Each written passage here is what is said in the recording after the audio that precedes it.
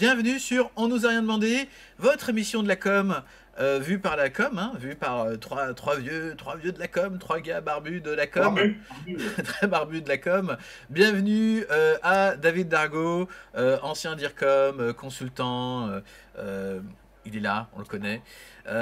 Salut à Franck et à son casque de trooper, directeur de création, indépendant. Ne faites pas... T'as revu ta feuille LinkedIn ou pas? Si, mais j'aime pas trop y mettre. Mais ça va bouger très partout. Ça va bouger. Et votre serviteur, cofondateur du groupe de com Everyone. Donc, bienvenue dans cette nouvelle émission de On ne nous a rien demandé. Et d'ailleurs, le titre de cette émission porte très très bien son nom, car figurez-vous, il s'est passé des tas de choses depuis la semaine dernière, mais des tas et des tas. D'ailleurs, dès que l'émission s'est finie, il s'est passé quelque chose d'assez incroyable, les amis, qui a fait notre journée, hein, on peut se le dire, franchement. Ça a été le gros moment de la journée. Vous l'avez vu la semaine dernière, on a eu le plaisir de discuter de différents tas de sujets, et puis on a abordé Twitch et les médias dans Twitch, et on a eu le plaisir d'aborder le cas Samuel Etienne, qu'on salue au passage. Salut Samuel, qui est lui-même en live, hein. N'hésitez pas à venir le voir, mais restez quand même avec nous.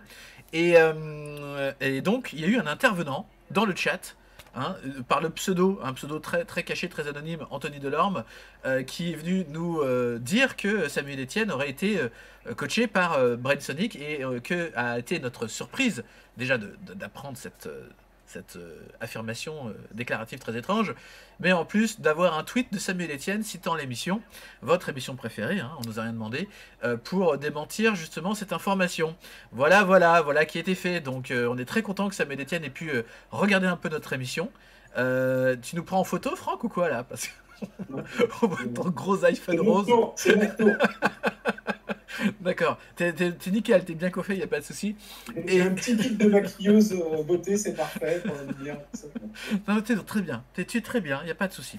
Donc on a eu le plaisir d'avoir un tweet de la part de Samuel Etienne, et qui a permis de remettre les informations dans l'ordre. C'est bien sûr le streamer AR Étoile, j'espère que je le prononce bien, qui a montré à Samuel les rudiments de Twitch, qui a énormément évolué, puisque depuis la semaine dernière, il y a un président qui passait sur son Twitch.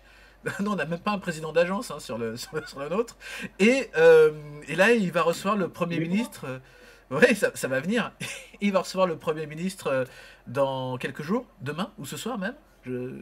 Je sais plus. Et depuis ce matin à 7h56, on a vu un tweet de Samuel Etienne qui dit qu'il va recevoir quelqu'un du Rassemblement national, mais pas chez lui parce que c'est pas conforme à ses valeurs. Je sais pas trop ce que ça veut dire, mais on fait pas d'émission spéciale Samuel Etienne aujourd'hui, hein, promis juré. Mais je sais pas, vous avez un avis sur la question tous les deux? Je pense qu'il a mis le doigt dans un mauvais engrenage. J'ai suivi l'émission de François Hollande, c'est resté très. Enfin, comment dire, le record d'audience monde au moment où il l'était. C'était très sympa. Bon, c'est bien parce que c'était exceptionnel et nouveau. Maintenant, d'en faire une émission politique, c'est un autre sujet. C'était pas sa couleur première, c'est sur l'info. À suivre. Il commence à, enfin, il y a beaucoup de débats, il se fait un peu démonter. Je pense que c'est un peu plus compliqué pour lui là que la bonne image qu'il avait jusqu'à présent, qui était dans la pédagogie, enfin voilà, et la proximité. Ouais, faut pas oublier qu'il n'y a pas si longtemps qu'il est là, qu'il se cherche. Moi, je crois que c'est un mec vachement bien, Samuel Etienne. C'est un mec intelligent, qui a priori d'une gentillesse assez incroyable. Donc, je pense qu'il se cherche, il a envie de faire des choses, il tente des choses. Là, c'est juste dangereux. Les semaines se suivent et le coup des politiques, bah, ça a de la gueule quand Hollande débarque voilà, presque en invité surprise, pas tout à fait, mais voilà, il arrive en disant c'est top. Moi, j'avoue que le côté un peu solennel et un peu, voilà, je l'ai dit à Franck, la cravate m'a refroidi direct. Je trouve que c'était pas un plateau télé, c'est pas. Voilà, peut-être qu'après, François Hollande porte des cravates tout le temps, hein, j'en sais rien, c'est peut-être un choix vestimentaire. Bah, Mais Twitch, faut pas oublier que c'est la proximité et que là, en invitant des gens comme ça, des politiques à répétition, alors qu'il était plutôt sur une ouverture, sur un partage, sur sa revue de presse, etc. Il s'éloigne un tout petit peu, je trouve. Mais je ne suis pas inquiet parce qu'encore une fois, c'est un mec adorable, c'est un mec vachement bon dans ce qu'il fait, c'est un mec engagé et il y a beaucoup d'intelligence dans son propos. Donc voilà, faut juste faut pas qu'il essaye de refaire France Info sur son Twitch parce qu'on n'en a pas besoin en fait. Ouais, là, j'ai surtout peur d'une chose, c'est que jusqu'à présent, tu avais une unanimité quasiment générale par rapport à la fraîcheur, à la bienveillance, et que là, je commence à voir passer des aigris, des jaloux, des gens qui me tombent dessus, enfin, de la politique, en fait. Là, on avait réussi à très bien ne pas être dedans. Ce qui est super Je veux intéressant, voir, j'espère juste qu'il ne va pas, lui, personnellement, perdre des plumes, tu vois, comme il a sorti un sweat ce matin pour justifier tout ça. Enfin, je trouve ça vraiment dommage pour lui, j'espère qu'ils ne vont pas trop en bouffer. Je lui parle d'une bonne intention, je pense. Donc, voilà. ce qui est super intéressant, c'est que ce matin, il disait justement que depuis qu'il fait la controverse, il a jamais eu autant de visibilité. Il a encore plus d'audience depuis justement qu'il est dans cette controverse. Bon, on va arrêter de parler de Samuel Etienne parce qu'on l'adore, on peut en faire un fil rouge toutes les semaines. Mais on a un petit programme, mine de rien, cette émission est préparée très très sérieusement. On a trois gros sujets à évoquer ensemble ce matin. On a d'abord les RSE. On va regarder un petit peu de la presse, on va regarder un petit peu des petites choses là-dessus. Évidemment, le lundi 8 mars, c'était une date incontournable dans le monde de la com, puisque c'était la journée de la parité entre les hommes et les femmes. Si je dis pas de bêtises, c'est la journée de la femme. Quelqu'un Non, c'est connaît le droit de l'énoncé? la femme. Le droit des femmes. Les droits de la femme, voilà. Il y a un Des énoncé femmes. très précis. Vous êtes au taquet. J'avais dit que cette émission était préparée. Et puis ensuite, on va se demander si le print est mort, si vous vous posiez encore la question. Et puis, c'est bien, il va être intéressant ce débat aussi. Et puis évidemment, si jamais vous voulez venir commenter, balancer des vérités ou des contre-vérités, faites-vous plaisir. Vous avez le chat à votre disposition. Tout d'abord, on va commencer donc par le sujet des RSE, de l'action plutôt que des feuilles de route. Alors ça, c'est un sujet qu'on aurait pu dire il y a quelques années n'était pas du tout sexy, hein, qui était clairement pas la priorité des marques et des annonceurs aujourd'hui, mais il semblerait qu'aujourd'hui, c'est devenu un incontournable du package de la trousse à outils de l'annonceur à la mode et cool et trendy. Ou est-ce que c'est bien plus que ça? Bah justement, on espère que c'est pas trendy et c'est pas juste un outil de com. On espère ça d'abord parce que il y a des obligations légales qui font que c'est certainement pas ça. Il y a une obligation pour certaines entreprises, en l'occurrence les grosses et certaines autres entreprises comme les mutualistes, je crois les assureurs, etc., de faire un rapport annuel sur justement l'engagement RSE au sein de l'entreprise. Ça, je trouve ça important. En plus, ben, là, ces dernières années, on vit quand même beaucoup de choses qui touchent la société, qui touchent le citoyen, qui touchent l'environnement, qui sont les trois piliers du RSE. Et, euh, et je pense que c'est pas juste un effet déclaratif. Euh, Moi, dans le sujet, j'avais titré ça mythomanie ou nécessité parce que on a un peu l'impression de temps en temps que quand la publicité parle de RSE, on est à la limite justement de la mythomanie, on est à la limite de qu'est-ce qu'on a, qu'est-ce qu'on invente, comment on en parle, etc. Et du coup, ça crée un espèce de doute. Enfin, souvent, j'ai l'impression en tout cas que ça crée un espèce de doute dans la tête de l'audience, de l'auditeur, du consommateur, alors que ça devrait être complètement le contraire. Donc moi, je rebondis sur l'excellent papier de l'excellent l'ADN qu'on aime d'amour. Voilà. Salut Aden. Il y a un très bon papier dans l'ADN qui date du mois de février de Caroline Thomas qui justement parlait d'une soirée débat au Club des annonceurs qui parlait des RSE. Et voilà, sur les sujets, alors si vous avez l'occasion d'aller lire le papier, c'est top. Mais il y avait quand même des choses assez étonnantes là-dedans, mais y compris sur les doutes propres de la façon de communiquer de la part des entreprises sur le RSE. Le RSE, d'abord, encore une fois, c'est pas un outil de communication, on peut en parler. Et du coup, j'avais mis quelques exemples aussi que je trouvais intéressants d'engagement RSE et de la façon dont dont on pouvait communiquer sur le RSE. Alors Nutella serait plus le mal absolu? Nutella serait l'ami des animaux, c'est ça?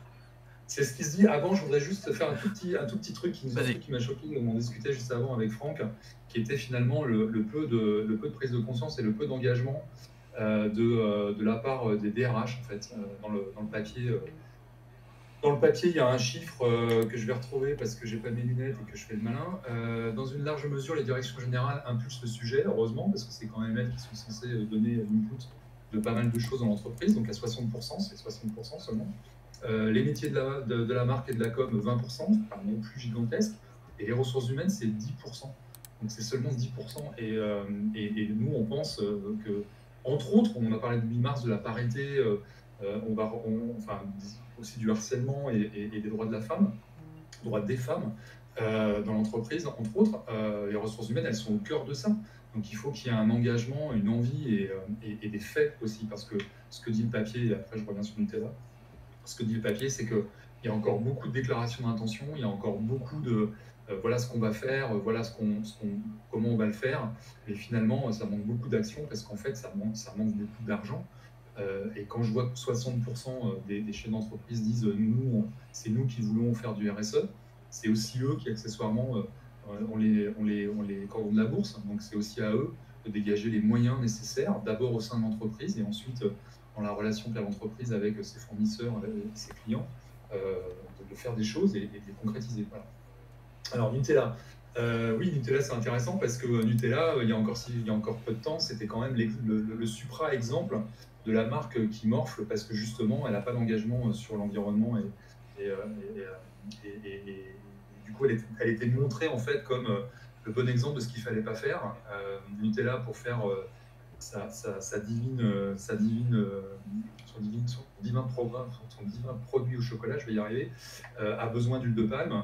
L'huile de palme, c'est le mal absolu puisque c'est la déforestation, c'est beaucoup de choses comme ça. Et Nutella a mis beaucoup de temps à réagir aussi, il faut quand même le savoir. Alors, est-ce qu'ils ont mis du temps à réagir parce qu'ils n'étaient pas prêts c'est pas facile hein, de remplacer l'huile de palme. Ça doit pas être très facile. En l'occurrence, ils ne l'ont pas remplacé. Hein. En plus, l'idée, ça n'a jamais été de remplacer l'huile de palme en soi.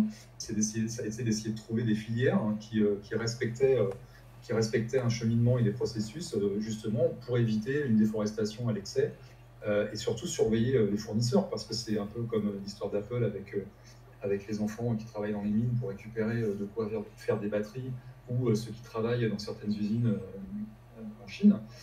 D'ailleurs, je ne sais pas si vous avez vu, il s'est passé quelque chose en Inde, et du coup Apple a viré le fournisseur qui travaillait sur l'iPhone en Inde, alors que c'est un énorme marché pour eux.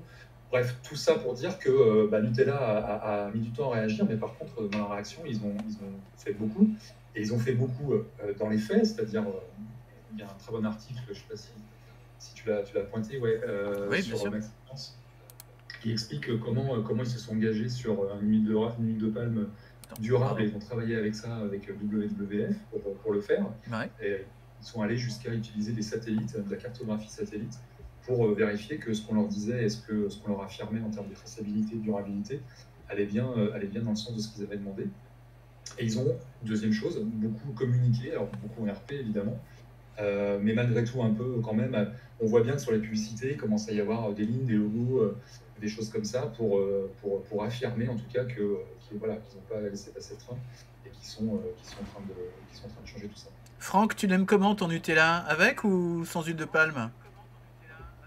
C'est un grand débat. J'adore le Nutella. J'essaie de repartir sur des produits qui n'ont pas d'huile de palme, mais qu'il faut faire attention parce que les remplaçants, l'huile de coco, tout ça, c'est très mauvais aussi. Donc dans ta consommation. Il y a assez peu d'offres et qu'il faut être globalement très aisé pour arriver à faire un choix sur des produits qui vont devoir être 2 à 3 fois plus chers. Mais ce qui est important, c'est la ressource dans le réseau social. Aujourd'hui, c'est un vrai débat et un vrai besoin d'engagement politique ou autre. Donc, c'est normal qu'il y ait que ça bouge beaucoup, parce que ce soit les salariés, on parle de RH, comme vous disiez, c'est rien aux salariés.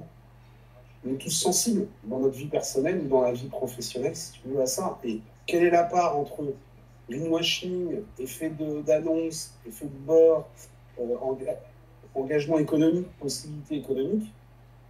C'est encore une grande marche dans le désert pour beaucoup. Donc, moi, je pense qu'il faut bien appuyer les initiatives, parce qu'évidemment, il va être très très facile de retomber sur Nutella, sur Ferrero, parce que par ailleurs, c'est quand même l'ultra-consommation, pas forcément les engagements plastiques, il y a plein de trucs, plein de choses même dans l'entreprise qui n'est pas forcément encore très alignées. On a tous cité Nestlé, Nespresso, qui fait le même travail sur le café, sur les origines, sur être responsable, mais bon, est-ce que l'entreprise Nestlé au global est totalement responsable? Il y a débat. Il faut engager une initiative, parce que ça se retrouve. Ce que je trouve dommage, c'est que, en gros, les entreprises qui ont beaucoup bougé sont les entreprises qui ont été attaquées. Et que, encore une fois, on est dans une logique d'action-réaction. Et c'est quand même vachement dommageable J'ai pas de chiffres là sous les yeux, mais je les ai lus à un moment donné sur Nutella, qui avait quand même pris très cher en termes d'image de marque, en termes de perception de marque, et que c'est toujours excessivement dommage, soit de se faire attaquer par un organisme divers et varié, de WWF, Greenpeace et j'en passe, soit d'attendre que les consommateurs, et avec les réseaux, on sait que ça va vite et que ça peut faire mal, on voit très vite que, ok, on va regarder. On a l'exemple, je crois que tu vas en parler un peu plus tard, ça sera peut-être la transition avec le 8 mars de KFC. Il y a des intentions qui sont là, mais malgré tout, on est quand même dans la réaction. Et c'est ça que je trouve dommage.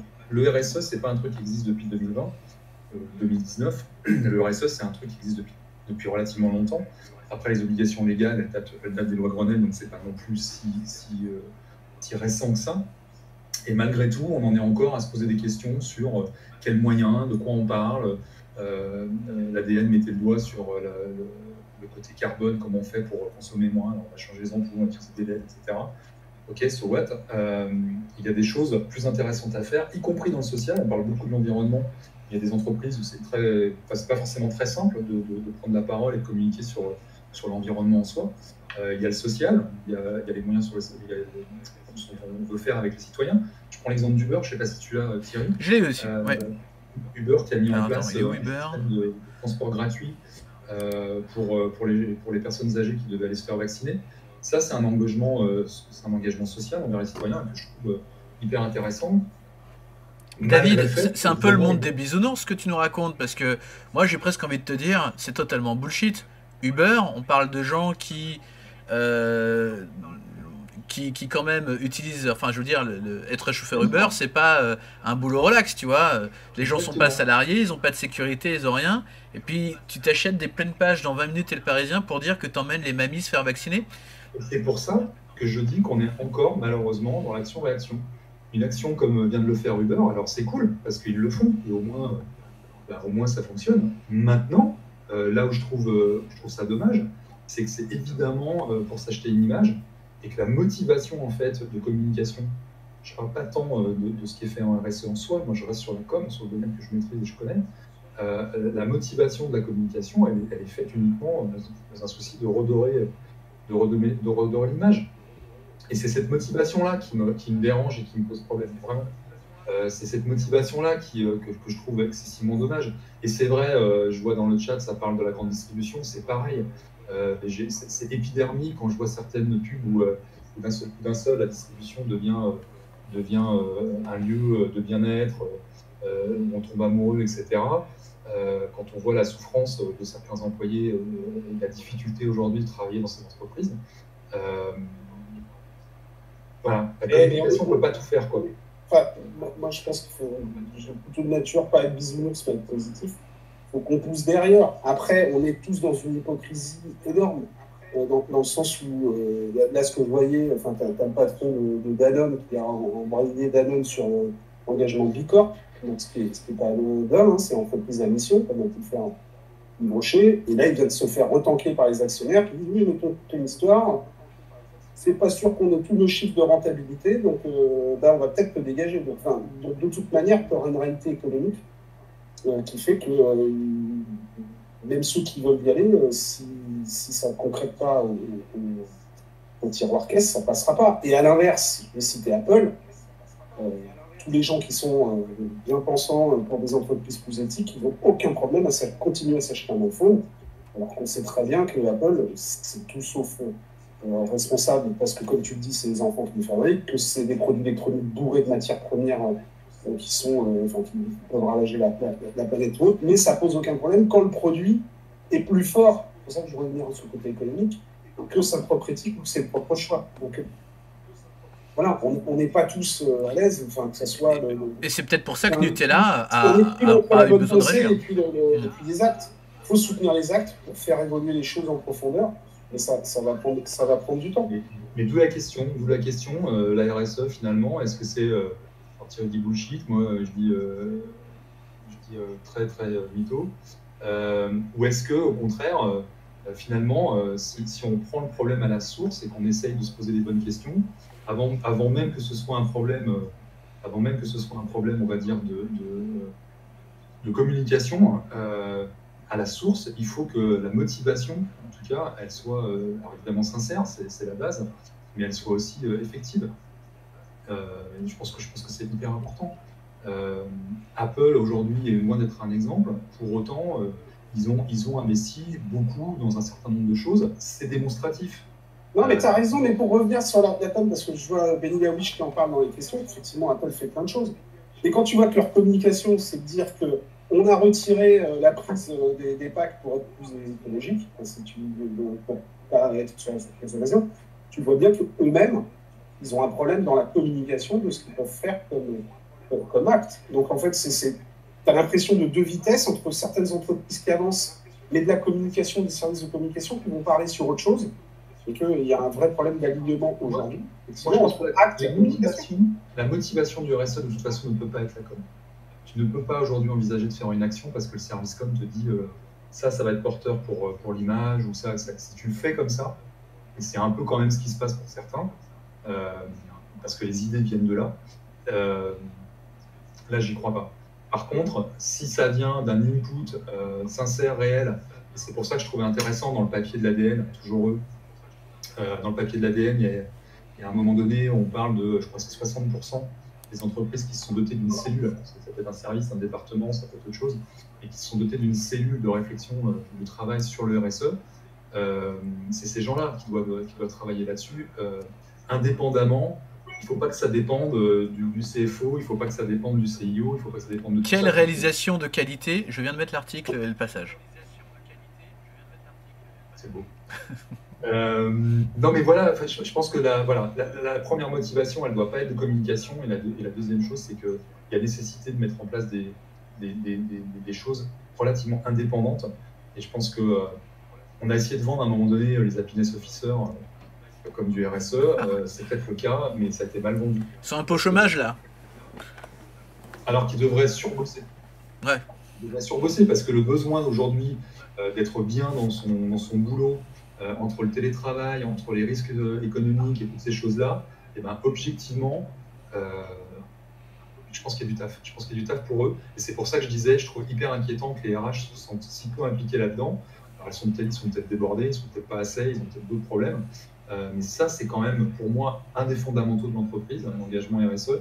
Et je pense que les RH devraient être à la source de l'histoire. Et entre autres, quand on parle de harcèlement, quand on parle de parité, c'est quand même d'elle qu'ils devraient venir. Ce qui serait intéressant, alors c'est vrai que l'exemple du Nutella est vraiment incroyable parce que quand même ça fait depuis très longtemps qu'on parle de l'huile de palme et finalement la réaction est venue plutôt tardive parce que ça a tapé dans le portefeuille au final.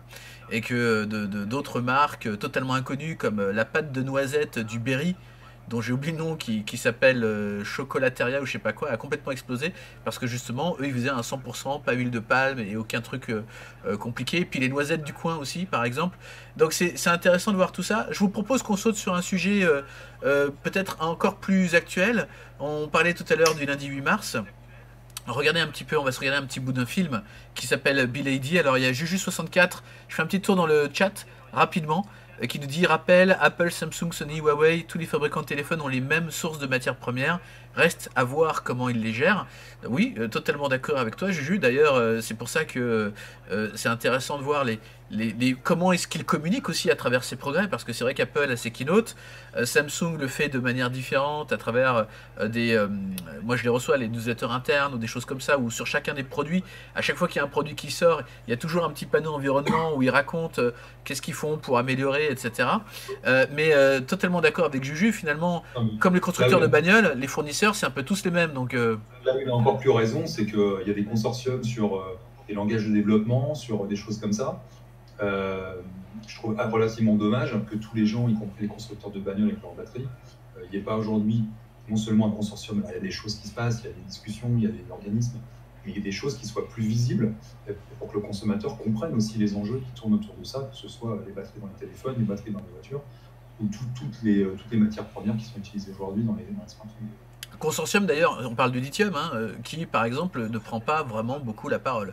Donc c'est vrai que ce serait intéressant. Le public est tellement devenu leader d'opinion et tout le monde peut ouvrir une chaîne Twitch et tout le monde peut parler de tous ces sujets, etc., c'est vrai qu'il va falloir que ça tourne un petit peu dans les directions comme pour ça. Tu vas détester parce qu'on va encore dépasser. Mais tu vas détester. C'est pas grave. Mais après, il y a un truc vachement important aussi, c'est que là, on a beaucoup chargé les entreprises. Et évidemment, elles ont leur rôle. C'est leur rôle aujourd'hui de faire en sorte que leurs impacts sur la société soient pris en charge. Maintenant, le consommateur, Franck l'a dit tout à l'heure, le consommateur a quand même un rôle à jouer. On ne peut pas d'un côté avoir les engagements qu'on veut avoir sur l'écologie, sur la bouffe, l'alimentaire, etc. Et puis rouler dans des bagnoles diesel et continuer à acheter des iPhones. L'iPhone a repris la première place, Apple a repris la première place des smartphones. Je trouve que voilà, le consommateur, le citoyen, il a aussi ce rôle-là, et c'est aussi comme ça qu'on fait avancer les choses. Et je pense que c'est hyper important que chacun non seulement l'entende, mais l'exprime. Très bien. Passons au sujet suivant. Oui. Ce que je voulais dire, c'était que on est quand même dans un contexte hyper compliqué dans la tête des gens, et peut-être qu'ils n'ont pas envie d'entendre aussi. Ils n'ont peut-être pas envie qu'on les emmerde avec justement ce genre de truc, de dire arrêtez de bouffer du Nutella, arrêtez d'acheter des téléphones parce que c'est pas bien pour la planète, etc. Alors que eux, ce qu'ils ont envie, c'est de joie, c'est de bonne humeur, c'est parce qu'ils voient plus leurs amis, parce qu'ils bossent de chez eux, etc., etc. Et peut-être qu'ils sont pas aussi dans un contexte où ils sont prêts à entendre un certain nombre de choses et peut-être agir. Ouais, je pense que t'as raison. Ce n'est pas une question d'invectif, c'est une question de choix et d'information. Tu prends, moi je prends l'initiative par exemple d'un Yuka sur l'information des produits, ça permet d'être responsable par rapport à tes choix sur les produits. Et ce que les consommateurs ont besoin, c'est d'avoir l'information. Oui, enfin, on se doute bien que des gâteaux, des gros BN ou des gros princes, c'est pas forcément très très bon pour la santé aujourd'hui. Non, mais quand tu vas chez McDo, t'as pas forcément envie d'avoir un kakémono à l'entrée qui te dit l'obésité, ça tue, etc. Voilà, c'est ça que je veux dire. Bon, je crois qu'on peut faire une émission entière là-dessus. Si le DIRCOM de McDo a envie de venir nous voir, il est le bienvenu. En effet. Alors, on va passer maintenant à un autre sujet. Je laisse le chat s'exprimer. Le sujet, c'est évidemment le lundi 8 mars pour la journée des droits des femmes. Vous m'avez suggéré un film qui s'appelle Be Lady V. Said de chez Girls Magazine. On va s'en passer 30 secondes parce qu'il est un petit peu long. Puis on va parler un petit peu ensemble. Oui, pardon. Il n'est pas de cette année. Il n'est pas de cette année. Il est de l'année dernière. Le 24 février 2020. Pour être très exact, il n'est pas de cette année, mais il est très d'actualité parce que j'ai remarqué en faisant le sourcing sur cette vidéo qu'il y avait encore beaucoup de réactions sur cette vidéo et beaucoup de gens qui avaient des choses à dire. D'ailleurs, il y a beaucoup de gens qui ne sont pas d'accord avec cette vidéo aussi. Allez, on se prend 30 secondes de Be a Lady, they said, et on en discute. Be a lady, they said. Your skirt is too short. Your shirt is too low. Don't show so much skin. Cover up. Leave something to the imagination. Don't be a temptress. Men can't control themselves. Men have needs. Look sexy. Look hot. Don't be so provocative. You're asking for it. Wear black. Wear heels. You're too dressed up. You're too dressed down. You look like you've let yourself go. Be a lady, they said. Don't be too fat. Don't be too thin. Eat up. Slim down. Stop eating so much. Order a salad. Don't eat carbs. Skip dessert. Go on a diet. God, you look like a skeleton. Why don't you just eat? You look emaciated. You look sick. Men like women with some meat on their bones. Alors vous avez compris l'ambiance, hein, c'est très intéressant d'avoir ce film qui finalement nous résume un petit peu bien toutes les critiques ou toutes les remarques que les femmes peuvent recevoir aujourd'hui. Alors on est évidemment 3, on va se faire censurer cette vidéo, je le sens. on va pas la laisser passer trop longtemps, sinon on va se faire virer de Twitch trop vite. L'idée c'est justement de se poser des questions sur ce film. C'est est-ce qu'aujourd'hui on doit faire mieux, mais qu'est-ce qui a changé aujourd'hui dans le monde de la com? Est-ce que d'ailleurs vous avez trouvé qu'au niveau du point de vue com, comment s'est passé ce lundi 8 mars? J'ai l'impression que tout le monde a eu un truc à dire ce lundi dernier, non? Bon. Moi, il ne s'agissait pas de débattre sur ce film-là. Pour moi, je trouve que c'est un des films les plus forts de ces dernières années pour porter la parole féministe. Je pense qu'elles seront à peu près toutes d'accord sur ce qui est dit dedans. Et c'est surtout pour faire écho, justement, à certaines choses que tu peux parler le 10 mars. Notamment, il y avait eu un exemple sur le poste de la police nationale sur l'envoi des news, où justement, ils ont fait tout le contraire de ce que peut dire cette vidéo. C'est-à-dire cette vidéo dit bien, arrêtez de nous dire comment il faut qu'on s'habille, arrêtez de nous dire comment il faut qu'on soit. Le problème, c'est vous et votre regard, hein, globalement, vous en tant qu'homme.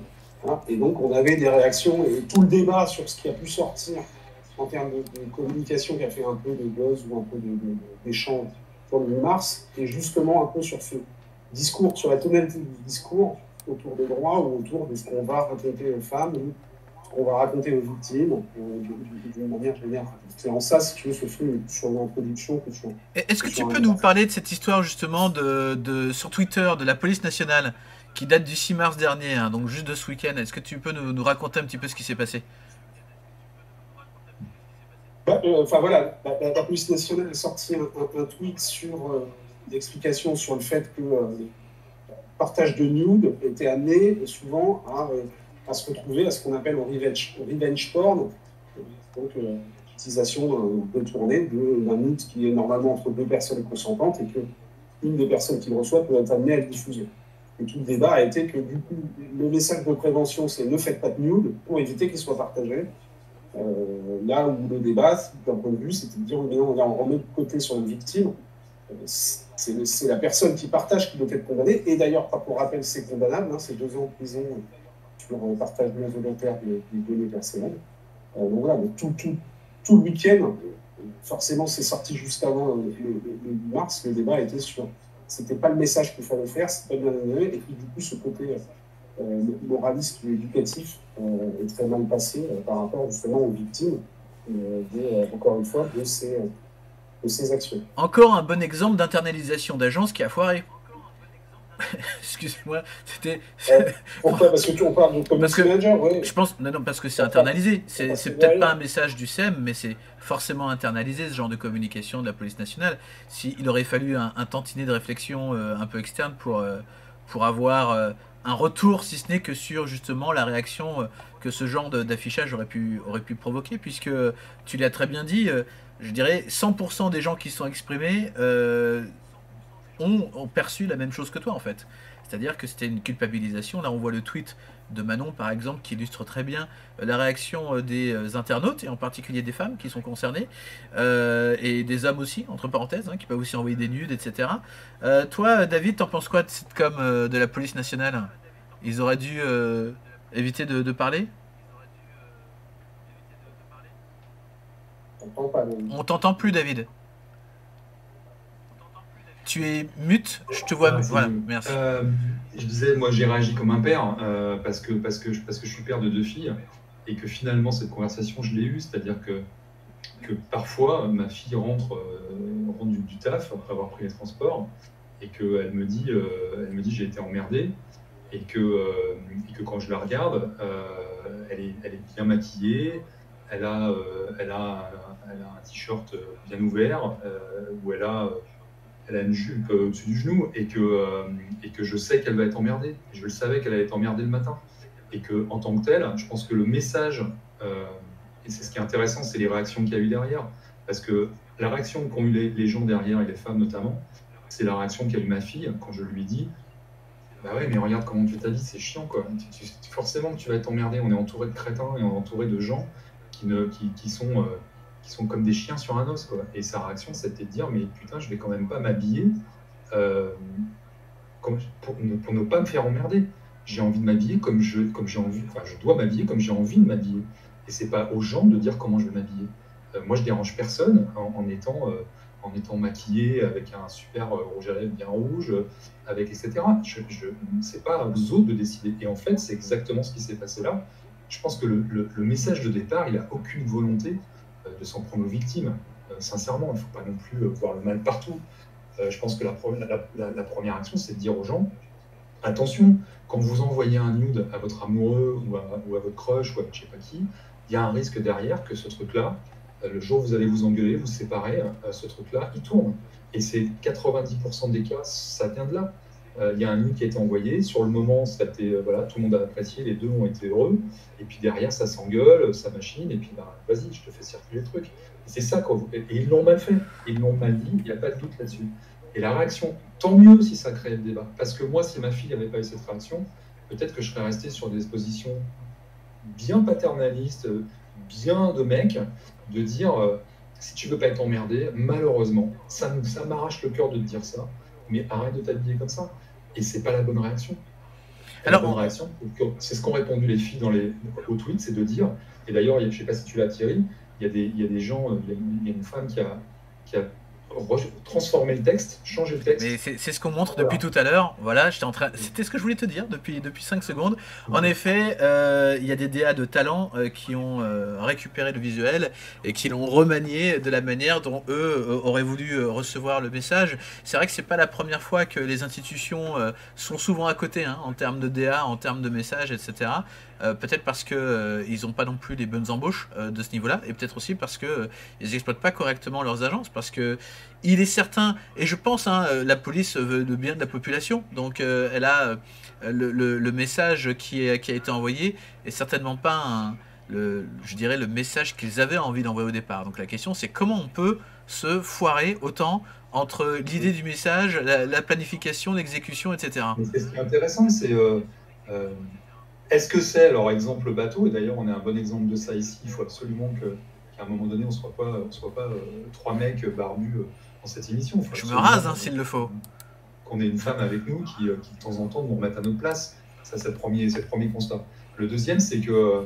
ça va faire beaucoup de monde sur le côté. Est-ce que tout ça, moi je suis prêt à laisser ma place s'il faut.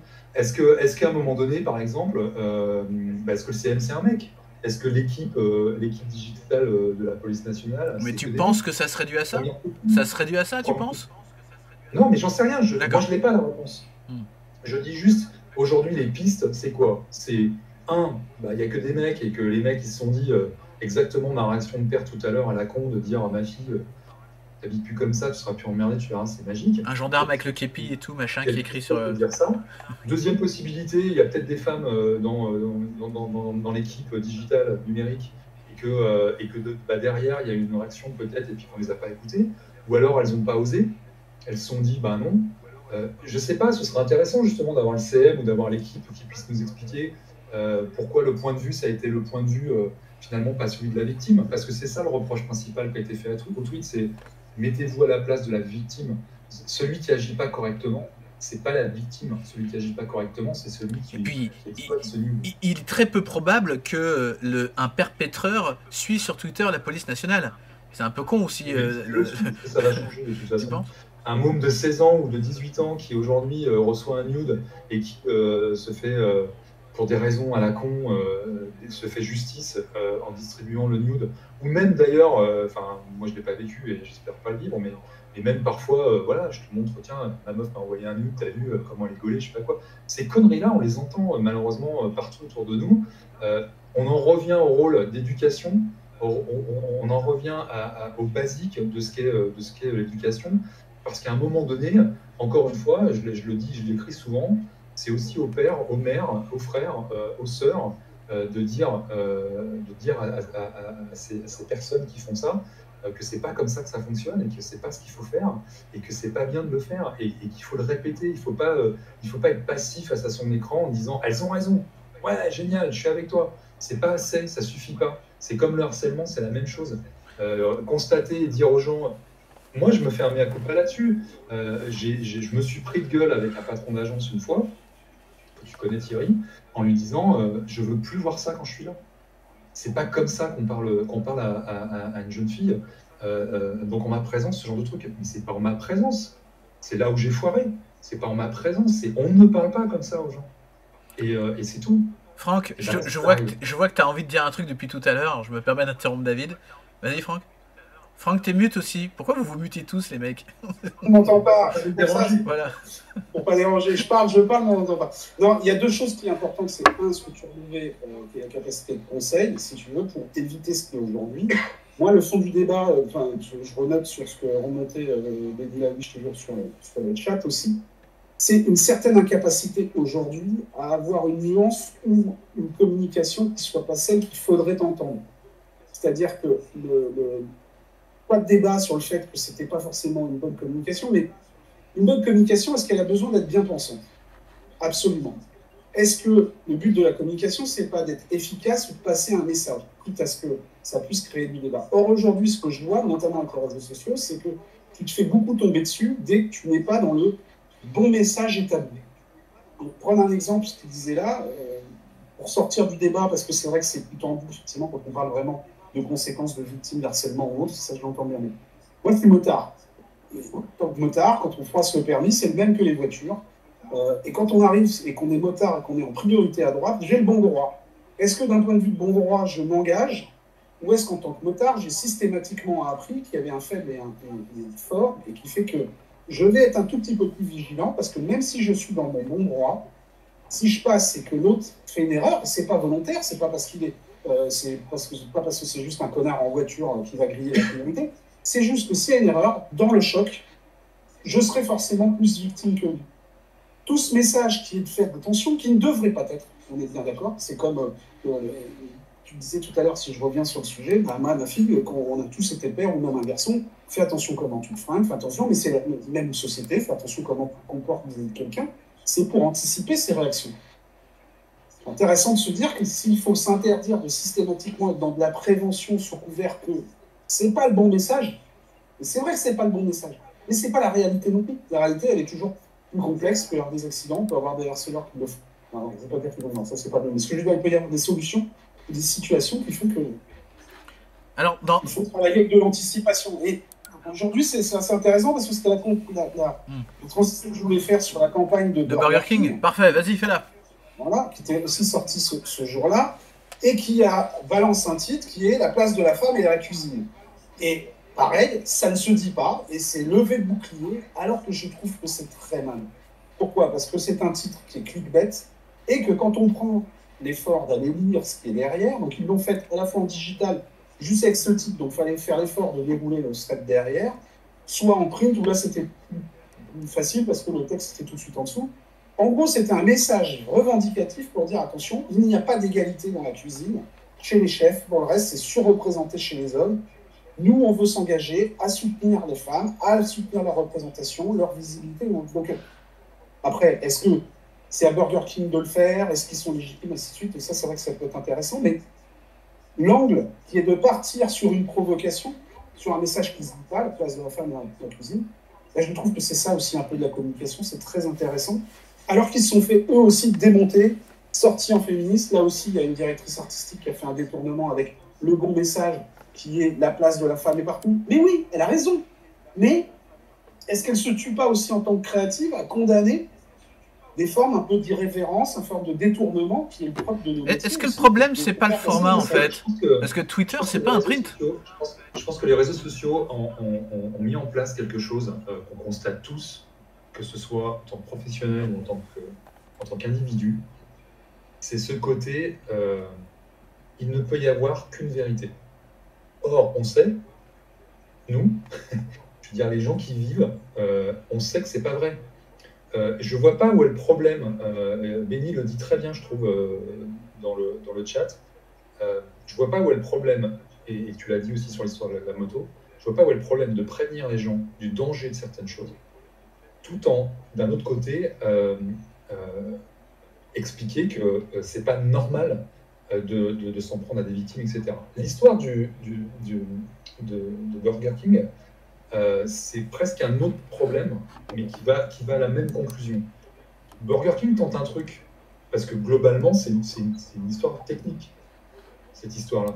Tu dis, c'est une petite bête, oui, c'est de la putaclic, et cette histoire de putaclic, qui ne le fait pas? Tout le monde fait ça, tout le monde balance un truc qui est évidemment l'opposé de ce que tu veux dire, les gens réagissent, et tu dis, bah, je vous ai bien eu, machin. Là, c'est pas passé, parce que le sujet, il est explosif. Le sujet, c'est un des trucs les plus... enfin, en ce moment, depuis quelques mois, quelques semaines, et tant mieux, parce que ça permet de la libération de parole, etc., depuis quelques mois, ce sujet-là, il est hyper tendu. Donc, ce qui a été reproché à Burger King, et ce qui est complètement dément, d'ailleurs, quelque part, quand tu y réfléchis, c'est pas le fond de l'histoire. Parce que je crois que le fond de l'histoire, personne n'en a parlé, en fait. Personne n'a dit, mais Burger King, ils ont complètement raison. il y a trop de mecs dans les cuisines, et en plus, ils vont foutre du pognon pour soutenir les fans, etc. Mais c'est peut-être Non. un mauvais choix. Excuse-moi, mais pour le coup, le mauvais choix, il vient aussi, il est publicitaire.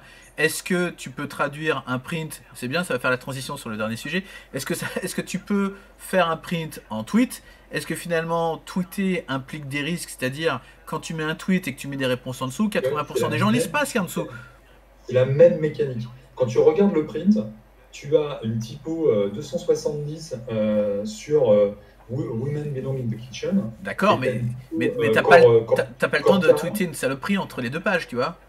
T'as pas Non, le temps d'envoyer une missive au journal pour lui dire d'accord, mais quand c'est tu lis pourri. un magazine, tu peux très bien t'arrêter aux accroches et aux signatures et pas lire le contenu. Certes, Donc, mais tu vas pas réagir. Tu vas pas donc, publier un truc sur la terre entière pour dire mais que le encore print une était fois, nul. regarde, le débat qu'on a tous les deux, c'est un débat de forme. Là où la communication a foiré quelque part, c'est que ce débat de forme, qui était voulu, qui a été construit par Burger King, il a finalement éclipsé le fond. Et au final, cette campagne de communication, est-ce qu'elle est bonne ou mauvaise? C'est ça la vraie question.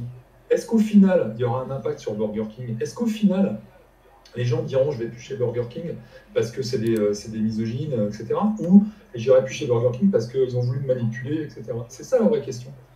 Et c'est ça qui est intéressant. Moi, j'imagine que cette campagne, c'est certainement pas une campagne française. Enfin, je la vois pas comme ça parce qu'elle a été faite. Elle est anglaise. Elle est anglaise. Non, elle est anglaise. Et que c'est une traduction française derrière. Donc, j'imagine que Bozman, je sais pas, j'aimerais bien avoir l'avis de Bozman là-dessus. Est-ce que Bozman, on leur a posé la question? Est-ce que Bozman, parce que Bozman, c'est quand même leur métier. Et Georges Mohamed à notre numéro, il nous appelle. Hein. Il n'y a pas de problème. Il nous appelle. Bozman, ils auraient pu faire ça. Donc, mais ce que je trouve intéressant au final, c'est que ces histoires de fond et de forme, c'est en train de prendre, je trouve, une mauvaise. Mais David, aussi parce qu'il y a de bons exemples. Regarde, je suis en train de mettre la vidéo McDonald's qui est dans le même article Créapills où on a regardé la fiche print, dans une petite vidéo de 7 secondes où McDonald's. Oui, mais sur la forme, ils ont une meilleure agence. Franchement, non, mais je suis pas d'accord. parce que sur la vidéo, quand tu mets sur la vidéo, au moins, t'as pas le temps de réagir. C'est comme sur le print. Tu as la délivrance derrière qui te montre que c'était c'était un jeu, que c'était une petite pirouette, etc. T'as pas le temps d'être négatif et d'aller défoncer le truc derrière sur Twitter. Alors qu'effectivement, dans Burger King, t'as quasiment donné le mode d'emploi pour un bon petit bashing des grands-mères. Ça fait pas de l'agence une meilleure agence. C'est de l'opportunisme. Non, les mecs, ils ont vu qu'ils s'étaient oui, ils l'ont fait après, je suis d'accord. Oui. Au lieu de réagir. Mais si Burger King avait fait une vidéo, ça aurait marché. On aurait parlé du fond. Pas le contraire, parce que moi je différencie le sourcing, c'est-à-dire la réflexion de dire comment on peut l'utiliser, l'exploiter. Peut-être qu'effectivement, si quelqu'un avait dit on fait une vidéo comme ça, les gens ne peuvent pas l'arrêter, ça aurait mieux fonctionné. Mais la réaction qu'on a, elle est a posteriori. Donc c'est facile de dire ah bah tiens, machin, il a. On n'aurait pas eu de réaction. On n'aurait pas eu de réaction si on avait vu ça. La réalité aussi. Mais tu sais quoi, c'est pas si éloigné que l'histoire de la police nationale. Je veux dire, la police nationale, elle fait pas son petit truc en disant attention, si vous envoyez des nudes, il y a des gens qui sont suffisamment abrutis pour l'utiliser. Peut-être que personne n'aurait parlé de attention. Le plus important dans les histoires comme ça, c'est la victime. C'est ça le plus important. Moi, je trouve plus grave, pardon, je vais glisser, je trouve plus grave la une de l'IB qui met en avant la lettre d'un violeur. Je trouve ça plus grave le jour des droits des femmes que finalement ces deux publicités ou ces deux publications qui finalement font rebondir des choses et font réagir, etc. Je trouve ça très bien. Voilà. Putain, tu me fais courir sur internet pour aller chercher la référence. Franck, pendant qu'on y est, est-ce que tu peux nous faire la transition vers le dernier sujet qui est est-ce qu'il y a encore un avenir pour les prints? C'était notre titre, c'est quelque chose qui reviendra. C'est pas de dire que le print est mort, effectivement. Enfin, il faut quand même se dire que dans les investissements. Encore un clickbait, bravo. C'est pas ce qui est le plus diffusé. C'était peut-être plus un cri du cœur pour avoir aussi des choses un peu plus visuelles sur quelque chose que j'adore, qui en termes de communication est d'arriver à cette synthèse en une image, 3 mots, et qui est bien plus efficace. Enfin, voilà, on en avait un peu l'illustration là sur le sujet de Burger King. Voilà, qui est un support qui reste encore assez magnifique, peut-être sous-exploité à mon goût.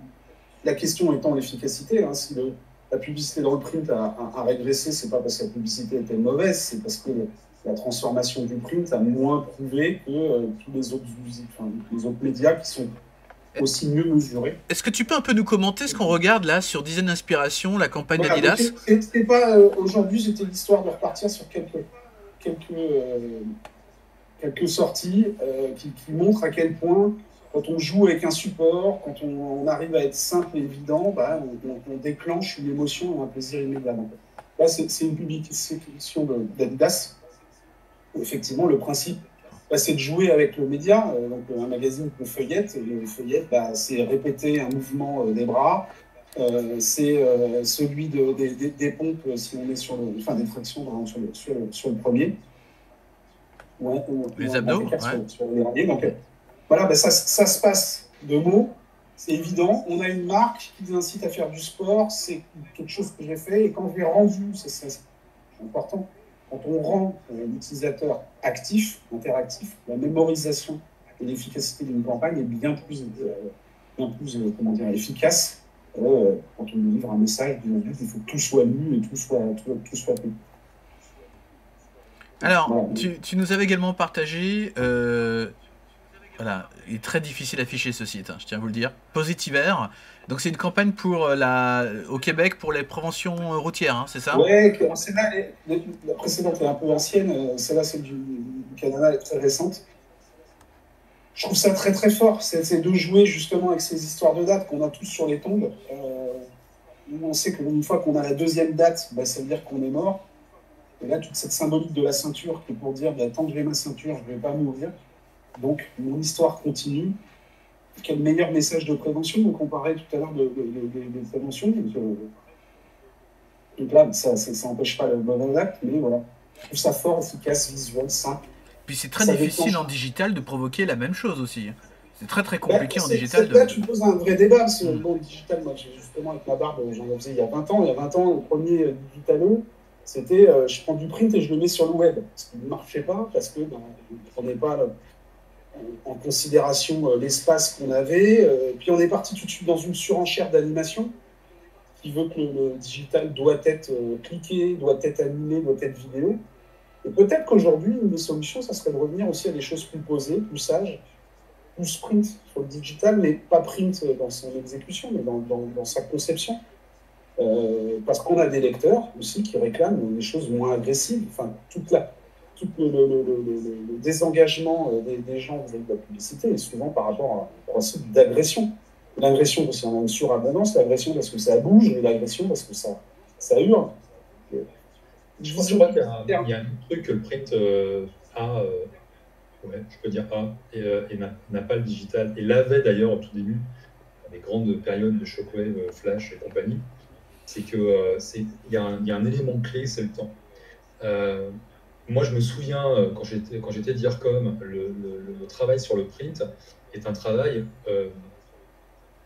c'est hyper confort de travailler dans le print parce qu'à un moment donné, les gens ont les trucs dans les mains et ne font pas a priori autre chose et sont plongés dedans. Il y a plusieurs notions qui rentrent en compte, il y a le toucher, etc. Nous, à l'époque où je travaillais chez Audi, le travail de gatefold, de backfold, etc. était hyper important et ce jeu de création était hyper important. Et je me souviens que moi aussi, hein, il y a très très longtemps, à l'époque des Shockwave, des Flash, où il y avait des histoires à raconter, où on demandait aux gens de s'arrêter sur la pub pour rentrer dedans, cliquer, jouer. Il y avait des jeux, quoi. Les pubs, c'était des jeux, tu pouvais jouer dedans avec un petit personnage et ton clavier et tes flèches, etc. Tu faisais des voitures, des courses de voitures dans des bannières. Exactement. On demandait aux gens de s'arrêter sur la pub et la créativité était possible. Franchement, aujourd'hui, l'usine numérique ne le permet plus. Il faut pondre de la pub au kilomètre, les gens n'ont pas le temps. Bah regarde comme c'est moche, hein, toutes les pubs qu'on a là. Le meilleur exemple, un tweet c'est une demi-seconde à 2 secondes pour le lire, bon certains c'est un peu plus... Regarde les pubs de fous qu'on a partout. Mais oui, là... Mais la publicité aujourd'hui digitale, la publicité numérique, elle existe quasiment plus. On est pour le coup dans la réclame, on est dans... tiens, je te colle ça dans la gueule, j'ai 2 secondes pour te convaincre qu'il faut cliquer et roule ma poule. Le travail d'image qui était sur le print, parce que c'était beaucoup un travail d'image, et c'est toujours un travail d'image.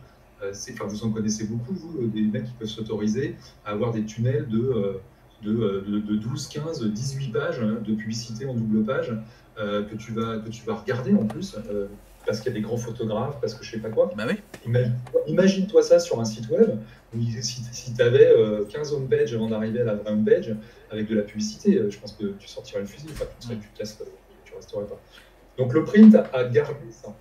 Alors, l'audience s'est cassée la gueule, il y a moins de lecteurs, c'est plus compliqué, la diff n'est pas, pas tip-top, mais globalement, il y a quand même un jeu à avoir avec le lecteur en print.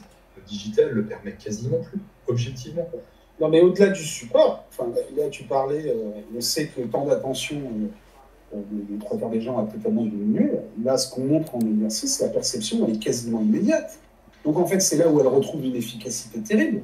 C'est que des gens qui ne vont pas consacrer plus de 5 à 6 secondes à un support, une belle annonce print, mais une annonce fixe, en fait, en définitive, plus que print, elle est immédiatement percevable et elle rentre dans ce temps d'attention. C'est aussi par son immédiateté, en fait, qu'elle devient efficace, là où on s'est beaucoup trop construit sur de la durée, de l'animation, de la longueur. Alors, mais la longueur, c'est aussi... En fait, à chaque fois, il n'y a pas une bonne recommandation. Et le contexte, on en parlait la dernière fois avec les publicités. Les mecs, des publicités d'une minute, alors que c'était un format qui était totalement absent. Je vous coupe parce qu'il y a notre ami Joe Lapompe dans le stream actuellement qui nous regarde. Je vous dis, ça pourrait être l'occasion d'aller regarder la campagne Lookalike qu'il a mis, puisqu'il y a plein de gens que tout le monde connaît. C'est bien, on est peut-être dans la seule émission sur Twitch où les gens vont reconnaître des gens en fait. Ouais, je tenais à faire ça, déjà rendre hommage à Joe Lapompe qui fait un travail de dingue et on l'adore. On va pas dire le nombre d'années, lui aussi. Non, on va pas le rajeunir. Mais bon, un travail formidable. Et surtout, en fait, le point de son travail, c'est de remettre un peu d'humilité pour tout le monde. Dans le métier créatif, tout a toujours été fait. Est-ce qu'il y a des salles de réunion, Joe Lapompe ? Chercher un peu plus. Ça. Et là, ce que je trouve très très fort avec sa campagne, comme il le dit, il y a des fois, ça peut être acide dans la comparaison pour certaines personnes, mais c'est de remettre cette humilité entre on est un métier d'ego. Elle est excellente celle-là. Où on cherche des personnalités et là de les mettre en ratio de personnalités plus grandes avec d'autres, c'est très très drôle de faire des points de caractère. Si tu prenais la première avec Mike Horn, quand même, Mike Horn, c'est excellent. Qui est quand même excellent avec Guillaume Panot. Alors peut-être qu'après, dites-nous sur le chat ou autre. Parce que il y a Joe Lapompe qui dit il adore qu'on lui tire les pompes. Peut-être que pour ceux qui ne nous suivent pas, voilà. Donc Xavier Zibéras qui est en charge de la création chez BETC. Donc, Olivier Altman, de chez Altman et Paco. La petite anecdote qui me fait rire avec Xavier, c'est qu'il y a quelques années, c'était plutôt le sosie de Michel Polnareff, parce qu'il avait la même chevelure. Putain, ça balance ici. Donc il y a des évolutions, si tu veux, dans le style. Mais bon, voilà, Maurice Levy avec Michael Phelps, c'est excellent. Mission Impossible, c'est parfait. En plus, c'est le même mindset et tout, c'est génial. Non, mais c'est hyper malin, et surtout, là encore, je trouve que la créativité, c'est pas forcément une débauche de moyens. C'est ça que je trouve aussi génial. Celle-ci. Le concept, il est hyper simple et minimaliste, et c'est canon, quoi. Mercedes, gros bisous, hein. J'adore celle-là aussi. Et alors, il y a Joe Lapompe qui dit qu'il adore qu'on lui cire les pompes, justement, dans le chat. Donc c'est cool. N'encouragez pas trop, hein, parce qu'après, il va aller fouiller toutes nos campagnes, voir s'il manque quelque chose. Non, elle est vraiment sympa. Elle est plutôt juste aussi, cette campagne. Mais alors, elle date de quand, d'ailleurs? Elle a quelques années, hein, celle-ci, non? Elle a... Non, 2019. J'ai pas regardé la date. 2019. Celle-là aussi, elle est sympa. Non, il y a des choses bien, ça. Il y a une vraie recherche. En fait, ce serait vraiment intéressant. Alors, ce qui serait sympa, ce côté documentaliste. Dans le chat, comment les gens ont réagi au final? Est-ce qu'il a eu des retours? Il y a des gens qui l'ont mal pris, bien sûr. Sa préférée, c'est celle de Maurice Levy. Ah oui. Ouais. Alors, il nous dit, voilà, c'était plus dur pour les femmes pour cette campagne. Je ne voulais pas être dénigrant. Oui, certes, mais pour le coup, Josiane Balasco, Mercedes, ça colle, hein, il n'y a rien de dégradant là-dedans. Mais en effet, il y a un truc, quoi, elles sont cousines, quoi. Il y a un truc qu'on ne sait pas. 20 ans du site. Ouais. 20 ans du site, waouh. Invitation, hein, Joe Lapompe, si tu veux. Oui, Joe, viens avec ta cagoule. Il n'y a pas de souci pour le... Viens. Pour la petite anecdote, moi, un jour, j'étais en Allemagne chez mes collègues d'Audi, Et on avait malheureusement une campagne qui avait été faite Non, tu vas pas raconter ça. Non. Oh. Mais je vais citer personne. Oh là là là là. Non, tu cites personne. Il y a un moment donné, on a eu ce problème d'une campagne qui avait déjà été faite par une autre marque automobile en plus. Donc on était vachement dans la merde. Et à un moment donné, on nous demande entre autres si on a des sources par rapport à tout ça. Et ben, je vous jure que pour traduire Joe Lapompe Merci Joe. Anglais, ou en allemand, et ben on en a galéré.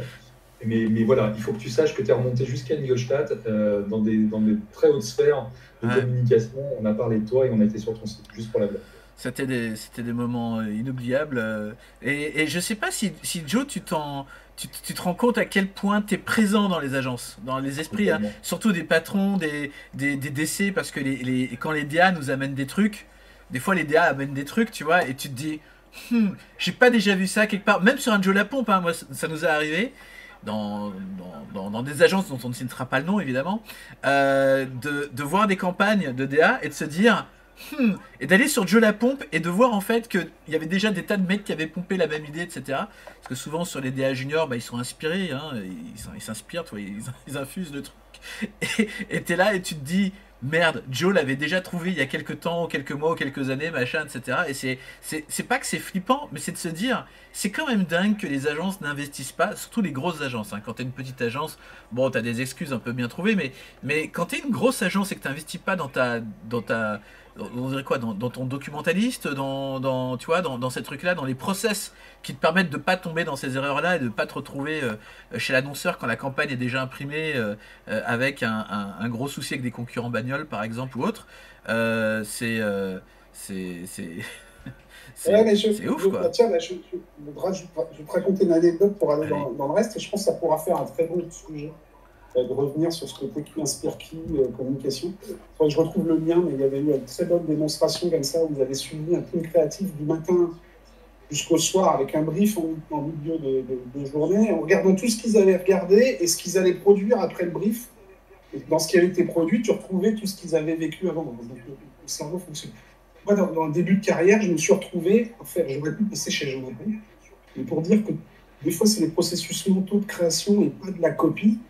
J'ai eu une annonce, presse, qui est sortie à 2 jours d'intervalle, avec une autre identique. Enfin, en l'occurrence, on s'adressait au cadre, et à l'époque, moi j'avais dû mettre une paire de rollers en milieu d'une place de parking, et le concurrent il avait mis une trottinette. Donc c'était la seule différence, mais c'était même message, même cadrage, et on était sur le même type d'annonceur. On a su, avant de la publier, on s'est appelé, donc on a évité de les sortir en même temps, mais là, tu te retrouvais dans des pures copies, alors qu'elles étaient introuvables, parce qu'elles ont été conçues au même moment dans 2 agences différentes. Pourquoi ? Parce que tu fais ton travail d'air du temps, tu fais à un moment donné, si tu es sur une même cible, un message qui va repartir d'un même insight, donc de grandes chances que tu as. Et après, c'est pas l'exécution qui fera. Ouais, moi je te dirais, mon mauvais côté d'ancien directeur de département en agence, te dirais, c'est parce que ils ont pas assez cherché les mecs, quoi. Parce qu'au final, les idées, quand elles sont trop faciles, elles ont forcément été exploitées à un moment donné ou un autre. Mais alors, Joe nous disait un truc super intéressant dans le chat, il nous disait, des agences font parfois appel à moi, mais c'est vrai, elles sont encore trop peu nombreuses, avec un point d'exclamation. Et moi, je suis sur le cul, quoi. Je me dis, mais tout le monde... Enfin, je veux dire, tout le monde devrait appeler un Joe Lapompe like, mais Joe Lapompe, pour le coup, il est tellement visible et tellement connu que tu as plutôt envie de te dire, moi, j'adorerais que mon département DA, il soit garanti sans pompe possible. Tu vois ce que je veux dire ? Ou sans doute, ou avec un pourcentage, tu vois, de risque du genre, il y a, j'en sais rien, 60% de chance que cette campagne ait déjà existé et que ensuite, derrière, un DC ou un patron d'agence puisse arbitrer, se dire, on fonce, on n'y va pas, ou il y a trop de risques. Vous voyez ce que je veux dire ? Un vrai outil de dashboard créatif, quoi. La question, tu vois, la vraie question qu'il y a derrière, c'est plagiat ou pas plagiat. C'est-à-dire que, voilà, je le disais tout à l'heure, le concours de circonstances pour arriver à une même création, si tu as suivi le même schéma mental, il est légitime, et pour moi, il ne pose pas de problème. Surtout que dans les premières années, Joe, il a beaucoup fait de comparaisons aussi entre ce que tu avais en France, par exemple, à l'étranger. Si les mêmes publics ne tombent pas dessus, et donc si ça n'a pas été copié, pour moi, ça ne me pose pas de problème. La vraie question, c'est si t'es créatif, que tu l'as vu, enfin voilà, on va pas balancer, mais moi je sais qu'il y a eu une ou 2 campagnes qui ont été multiprimées dans le monde, qui se sont faites sur le vol de campagne de petits jeunes qui arrivaient avec leur bouc, et on dit, ah, ça c'est pas mal. Combien de fois ça arrivé? Oui, bien sûr. Là, ça sortira pas, on pourra le faire plus tard, plus par des amis que je connais, mais bon, bref. Là, tu peux poser un vrai problème, parce que c'est du plagiat. Quand c'est du concours de circonstances, Joe Lapompe fait très bien son boulot de les comparer, parce que du coup, ça devient ludique et cocasse. Voilà. Et ça te remet encore une fois l'humilité de se dire, tiens, voilà, j'ai sorti la meilleure annonce. Ah ouais, non, mon coco était déjà sorti. Ah merde. Voilà. Et ça c'est le fond que je préfère retenir. En tout cas, c'est un sacré boulot. Et en plus, moi, ce que j'aime bien, c'est qu'il n'est jamais ni dans l'agressivité, ni dans le malsain. Moi, je l'ai vu 2-3 fois intervenir ou quand je vais sur le site, il n'y a jamais une volonté de faire mal, de blesser. Il y a un constat, c'est très malin et putain, quel taf, quoi. Franchement. Non, mais c'est ce que j'aime, c'est les explications. C'est qu'ils nous racontent d'où vient l'original, et des fois c'est des super... Moi je me souviens d'une comparaison de campagne au Brésil, ils nous sortaient, oui, cette campagne a existé au Brésil en 1972 ou un truc comme ça, et derrière il te met... Et c'est ce qui est dingue, c'est quand ils trouvent plusieurs campagnes, donc 3 ou 4 ou 5 campagnes qui se ressemblent ou qui s'autocopient, et puis la source, tu vois, le matériel. Ce qui est génial sur son site aussi, c'est que... Alors j'ai mis le site dans l'écran pour que vous puissiez regarder. Ce qui est génial, c'est qu'il y a toujours le petit commentaire. Donc il y a le petit commentaire où il va donner le petit point de contexte ou le petit truc intéressant. C'est pour ça, moi, malheureusement, notre agence de création Spunk n'est pas assez grande, mais le jour où on aura des tas de DA et des tas de gens qui bossent, c'est vrai que avoir quelqu'un dont le job est de faire ce job, bah, ça paraît plutôt indispensable, même dans un outil d'éducation au DA, tu vois. Il y a un autre truc qui est intéressant à voir, enfin moi je l'ai vécu d'intérieur, parce que l'anecdote que je racontais tout à l'heure, c'est du vécu et ça nous a mis à mal. C'est la réaction. Moi, je trouve ça hyper intéressant. Il y a des mecs, alors la majorité ne réagissent pas, évidemment. Ils ne doivent pas suivre, ils ne doivent pas aller sur le site de Joe Lapompe, lol. Et puis, il y en a qui soit tombent des nues, il y a des pubs qui sont annulées. Moi, ça a été le cas.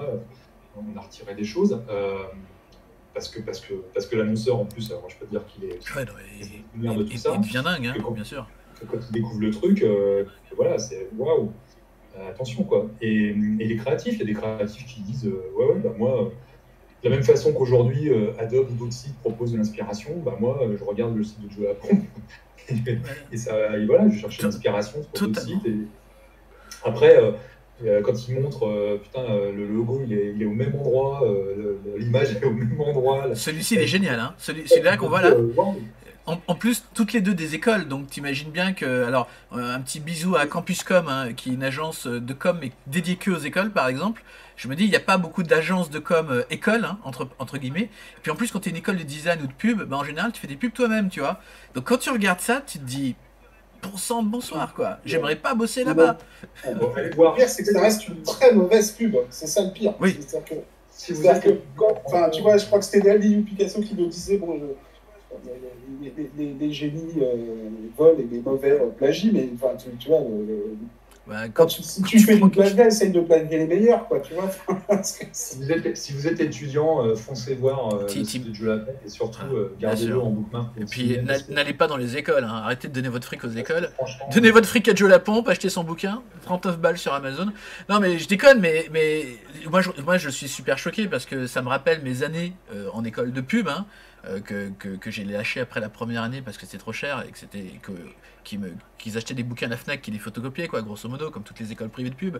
Mais quand tu vois une pub comme ça et tu te dis putain, je vais te former à faire ça, et en plus ça se retrouve sur Joe Lapompe, mais ça tue du business, tu vois. Ça peut que avoir un impact financier sur je sais pas, quelqu'un qui a envie de mettre son gosse dans une école comme ça, il se dit putain, j'ai pas envie de ça. Donc cet impact est fort, je trouve. Est-ce que vous pensez que c'est un sujet encore un peu tabou?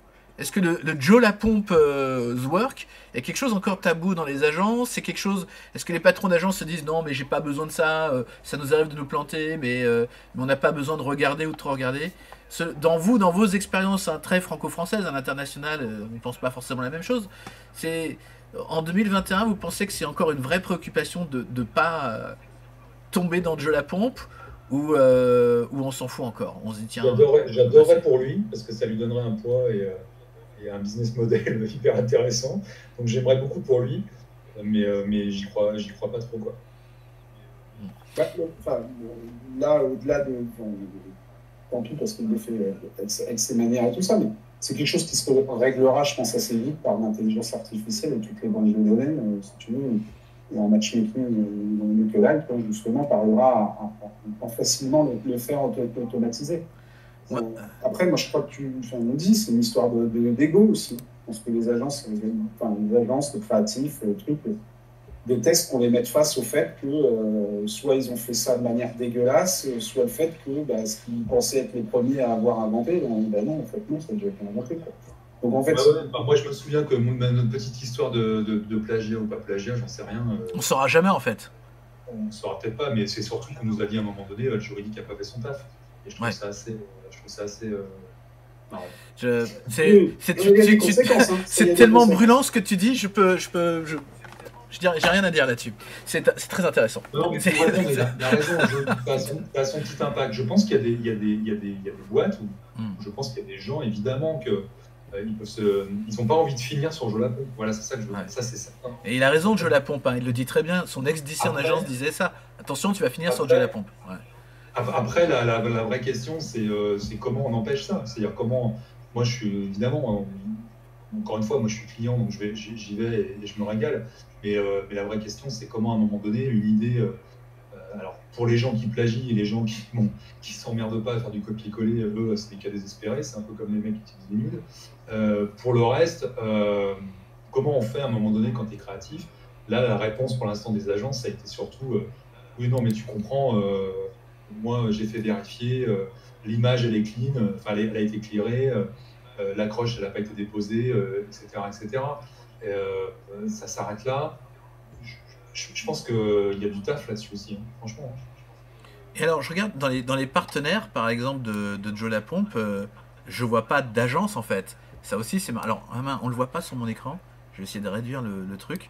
Donc, on voit CB News, on voit du média, on voit des choses comme ça. Tiens, si maintenant, je n'arrive pas à j'arrive pas à vous le montrer. Enfin, il y a des petits logos en bas de son site internet et on voit pas d'agence non plus. Donc je me dis, c'est marrant que les agences n'aient pas embrassé un truc. Moi, je ferais bien un truc genre garantie Joe Lapompe, tu vois. Certifié Joe Lapompe, donc créa pure ou créa 100% original ou ce que tu veux.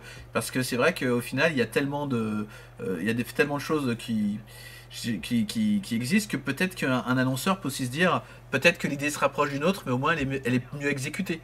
Ou elle a un fond plus intéressant, c'est bien. Ce qui est sûr, c'est que quand tu es annonceur, que tu investis plusieurs millions dans une publicité, dans un concept, dans une expression de marque, et moi je ferais bien confiance à Joe Lapompe et je pense que c'est non, mais du coup, il y a une possibilité aujourd'hui de proposer à quelqu'un de vérifier que ce qu'on a fait, ce qui a été fait, n'a pas déjà été fait, n'a pas existé, surtout qu'on soit couvert juridiquement. Parce qu'il a raison, c'est pas parce que le mec peut déclarer oui ou non, mais moi j'ai jamais vu cette pub-là, c'est une pure coïncidence. Ça veut pas dire que tu n'es pas attaquable et ça veut pas dire que tu vas être condamné. Tu vas pas être condamné. Donc qu'il y a un site aujourd'hui à qui tu proposes ta pub, enfin tu montes ta pub et tu dis j'aimerais être sûr qu'il n'y a pas de risque ni de plagiat, ni de plagiat. Pour l'annonceur, je pense que c'est rassurant parce que moi, après cette histoire de plagiat, non plagiat, j'en sais rien, ça a changé la relation à l'agence, ça c'est sûr. Putain. En plus, c'est une campagne qui avait été achetée internationale, donc autant me dire que ça fait mal, quoi, en même temps. Écoute, tu dis, les deux sponsors, ça devrait être la CC et le club des annonceurs. Alors la CC, on en parlera dans une prochaine émission. Oui, il y a plein de sujets. Hein.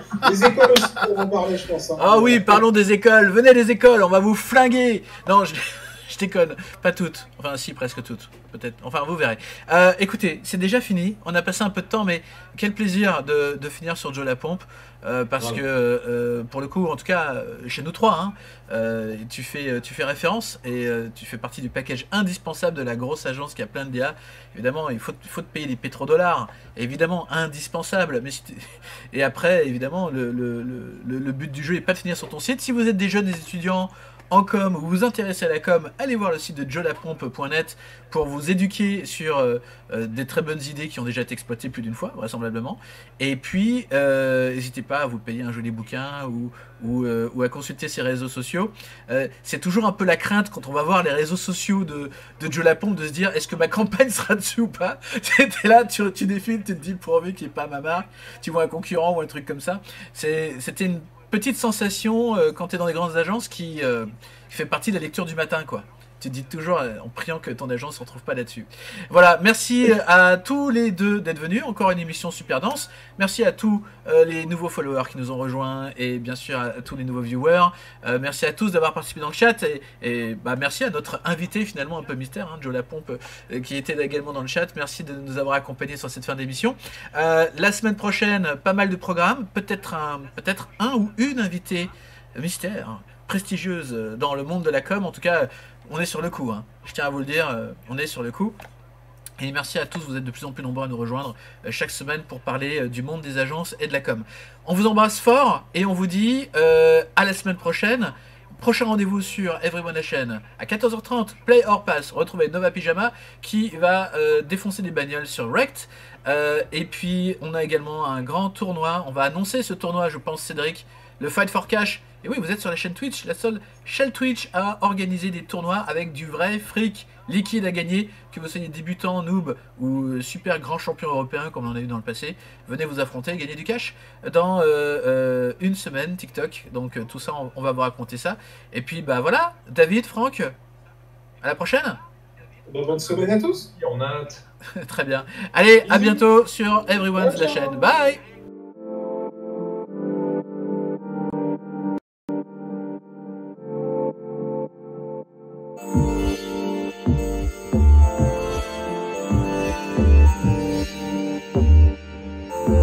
Look, I've been waiting too long and it shouldn't take a week. Put on your favorite dress, I see you got dancing feet. Party on a Sunday, drugs just a sleeper. Living for the moment, put it all on your visa. Mona Lisa, Bonet, Patron in the OJ. Drink till you KO, any are you okay? Good taste in music, many fresh and Coldplay. First you like to work out, no Danny's or no cocaine. When Steve was chasing Laura, baby, all I want is you. When Brock was chasing Nurse Joy, all I want is you. When Thea wanted Justine, all I want is you. When Helga wanted Arnold, baby, all I want is you. But they don't listen. Can't make you feel the same way that I do. They can't love you all the same way that I do. When the time is right, then you should make a move. Hope it ain't taboo. Hope it ain't taboo. With you a bar right now. I need your heart right now. I feel the sparks right now. I need it all right now. We should just start right now. Look, cause I'm on the cloud right now. Let's paint the town right now. Buy what you like, we don't browse right now. Run away and spend some time in the sky right now. I wish that I can get some time off. Steak and portobello with the wine sauce. Say goodbye to social sites and sign off. But communicate more when our lines cross. When Will was chasing me along, all I want is you. When Will was chasing Tyra Banks, all I want is you. When Robert wanted Whitney, baby, all I want is you. When Screech wanted Lisa Turtle, all I want was you. But they don't listen.